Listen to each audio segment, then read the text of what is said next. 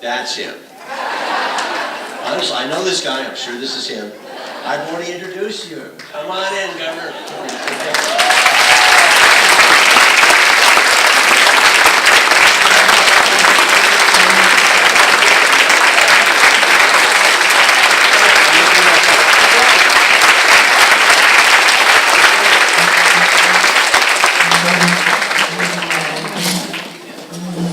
I just said to Bob that I say this is the former U.S. ambassador to Germany, that he's more on time than a German train.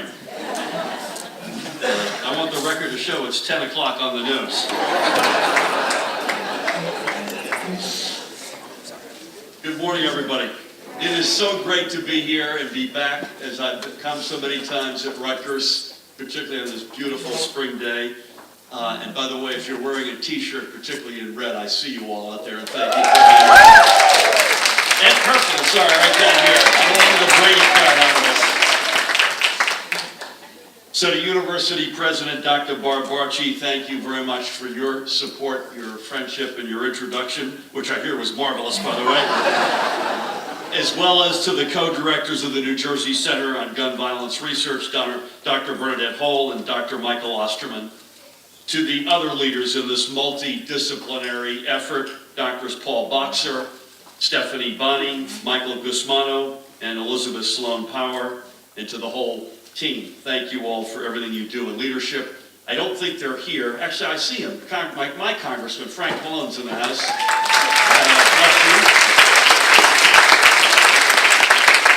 State Police Superintendent Colonel Pat Callahan is with us. Pat, I don't see Majority Leader Lou Greenwald. Is he here? I know he's coming to speak, and I want to give him a shout out along with Frank and the Colonel and others who are huge advocates for gun safety.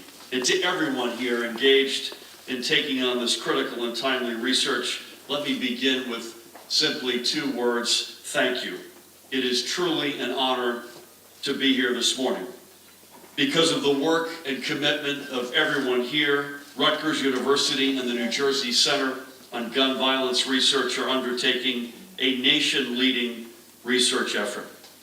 Let me be absolutely clear about the starting point of this effort. The fight against gun violence isn't about politics, and in many ways it's not even about guns. It's about the search for common sense and far-reaching public policy solutions. It is about treating the impact of gun violence not as a political matter, but as one of the key public health issues of our time. And I say key, and I mean that. It is about how we support victims of gun violence through the process of physical and mental recovery.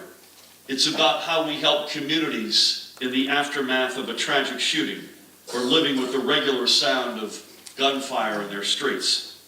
It's about how we work together with community groups and law enforcement to create trust and the relationships that can focus on preventing problems before they occur rather than after. It is about finding solutions in unexpected, unconventional, and non-traditional places, like the recently published research that suggested that increasing open green space in a community can lead to a decrease in crime and gun violence. It's about how we can build strong and vibrant communities where no one feels the need to pick up a weapon in response to a challenge. This past Saturday, our nation commemorated 20 years since the mass shooting at Columbine High School awakened both our sense of outrage and our belief that scenes such as that should never have to be replayed. Yet they have, over and over again. Virginia Tech, Aurora, Sandy Hook, Umpqua Community College, Orlando, Las Vegas, Sutherland Springs, Parkland, Santa Fe, Pittsburgh, Thousand Oaks, on and on and on. And even here in our state last summer, early in the morning of Father's Day, when a night of art and community in Trenton was turned into a sea of chaos and indiscriminate gun violence. Over and over, we've heard a long succession of political leaders now utter the hollow term thoughts and prayers. thoughts and prayers are not sufficient. Action must be our only guiding principle. When I joined our fellow governors to create states for gun safety in the days after the unspeakable tragedy at Parkland's Marjorie Stoneman Douglas High School, we did so with the fear that even under intense public pressure, it would still be left to the states to do the things that Congress couldn't, or worse yet, wouldn't. And I don't say Congress on our side of the aisle, I'll be partisan for a moment, but on the other side of the aisle. And I must single out my chief counsel, Matt Platkin, who was the first person to recommend to me that we form states for gun safety and invest in gun violence research. So thank you, Matt.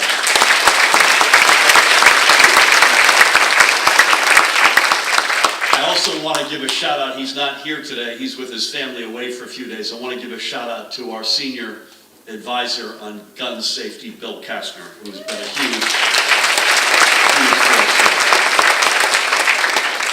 So it is now 14 months later, and the debate in Washington is still as much at a standstill as it was before Parkland, even as our nation has been rocked by more mass shootings, such as the tragic assaults on a newsroom in Annapolis and an iconic synagogue in Pittsburgh, among others.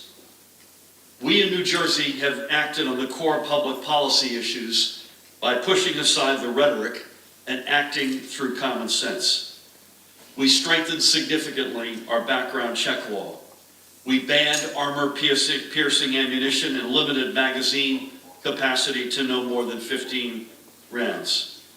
We rolled back dangerous regulations imposed by the former administration on concealed carry that ran counter to the intent of our law. Working closely with Everytown for Gun Safety, Moms Demand Action, Gabby Giffords and Mark Kelly and their teams, and others here today, we instituted a red flag law to ensure that individuals deemed a threat to themselves or to others do not have access to a gun. And in our budget, we will continue to push to modernize state gun fees that have not been touched since they were first enacted more than 50 years ago, 1966 to be exact. Governor Dick Hughes was in office. Right now in New Jersey, it is cheaper in most communities to get a permit to purchase a handgun, $2, than it is to get a dog license. That is backwards, and it must change, and it will change. In addition,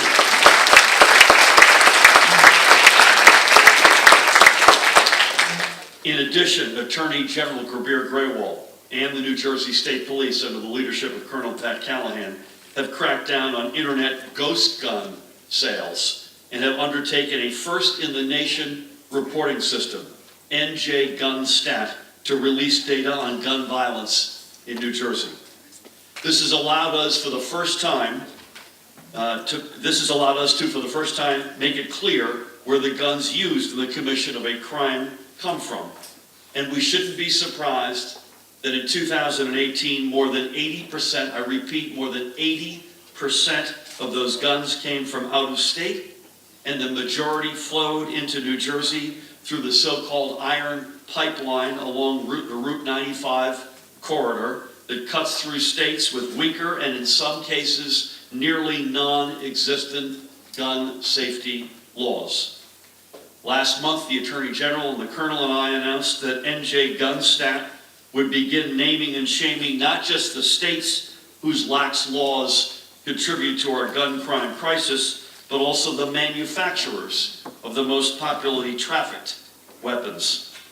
Our residents deserve and need to know the preferred firearms of traffickers and demand that officials hold manufacturers legally and economically responsible for their products. Those were all great accomplishments, and they returned New Jersey to our rightful place as a leader in implementing thoughtful and effective gun safety laws, but we're not spiking any footballs yet, believe me. Today we are engaged in an effort to build upon these successes. It's something that we like to call Gun Safety Package 2.0.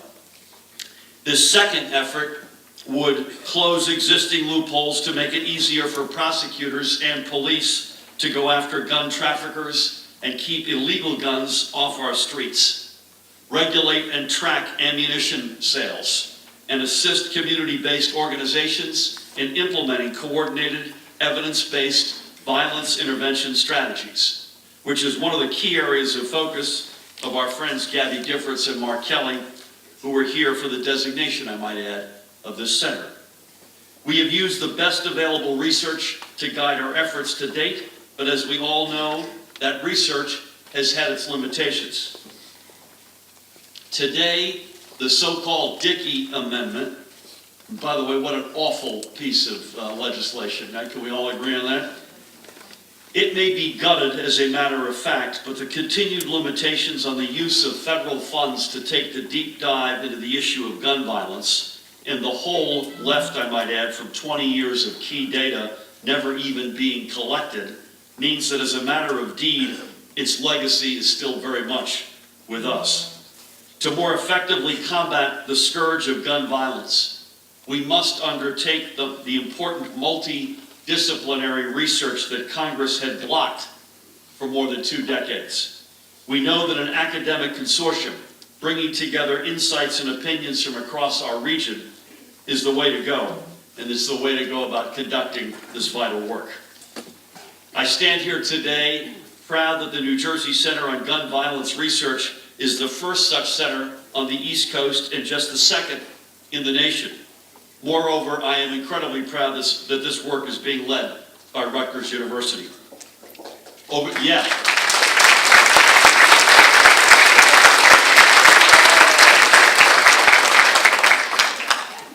Oh my Lord, I just noticed that our Secretary of Higher Education, the singular Dr. Zakiya Smith-Ellis, is with us. Pardon me, Madam Secretary. What an enormous, please stand if you'd like to be recognized as well. What an enormous embarrassment, Zakiya, that would have been. Diana, keep me honest down there. Deb. Over the coming months, and especially as we move to the summer, when we typically see an increase in gun violence, we want to deepen this partnership, not just among our administration, but with the advocacy and community organizations across our state working on a daily basis to combat gun violence. And to all the advocates here and around the state, I don't know where we would be literally without you. Thank you for everything you do.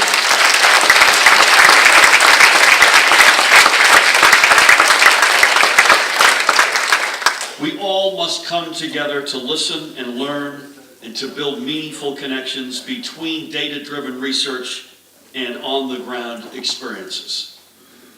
With firm footholds in each region of our state, Newark, New Brunswick, and Camden, North, Central, and South, we can ensure not just a whole of Rutgers or a whole of government, but a truly whole of state approach that will educate and inform the solutions that we will need to make sound public policy decisions. That is why I'm also pleased to announce today that I am convening a meeting, bless you, with Rutgers. We don't miss a thing up here, except occasionally members of our cabinet. I'm also pleased to announce that I'm convening a meeting with Rutgers and the mayors of our cities that suffer from the highest levels of gun violence prior to Memorial Day, with the goal of facilitating a partnership with the Brady Center on the issue of crime guns.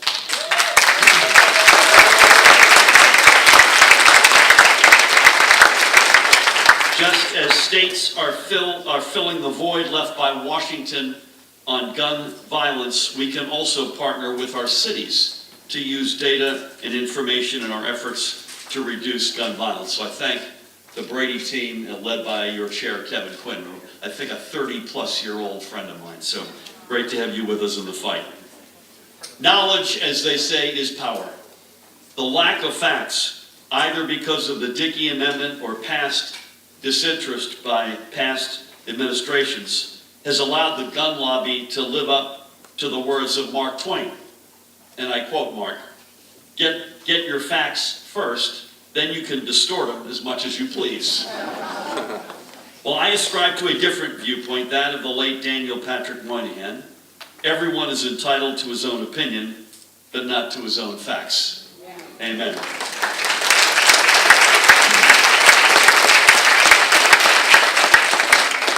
Senator Moynihan was a big hero of mine, and I think of many here. I have to tell you a quick story. I don't think the folks who wrote it are with us this morning, but I got my briefing memo for my remarks today, and I've been working on my remarks as I normally do over the past day or two, getting ready. And in the memo, there are photographs and biographies of anybody who I am mentioning in my remarks. And there was a photo of the late Senator Daniel Patrick Moynihan with a nice, robust bio. And beside his name, it said Senator Daniel Patrick Moynihan, not attending.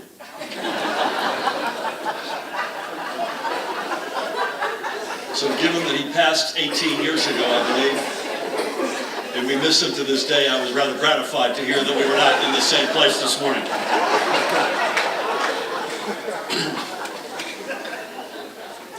Grover Cleveland also could not make it.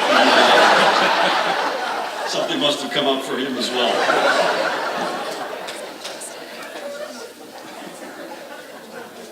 So back to the facts. And this must be the goal of the New Jersey Center on Gun Violence Research, to replace opinion with irrefutable and undistortable facts. We are already proving through our actions that we can have common sense gun safety laws that are fully respectful of the Second Amendment. But we must look at the issue of gun safety through the prism of the devastation that gun violence has brought on communities across our state. We must undertake an effort to lift up the preamble of our own Constitution and its call for us to form a more perfect union.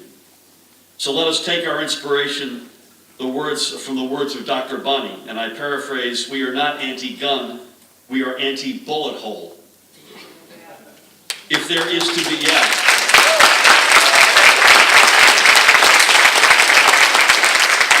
if there is to be a mantra for the work of the center, or for those of us in positions of leadership, this sums it up nicely. Again, I'm incredibly honored to join you this morning. I wish I could stay, I cannot. And I'm so proud of the essential work that you're doing, to each and every one of you at this center, the advocates, the elected officials, the leadership at Rutgers, beyond the entire community. I wish you all the very best for today's symposium. I look forward to our continued partnership for our state and our people, and I thank you. Have a good one.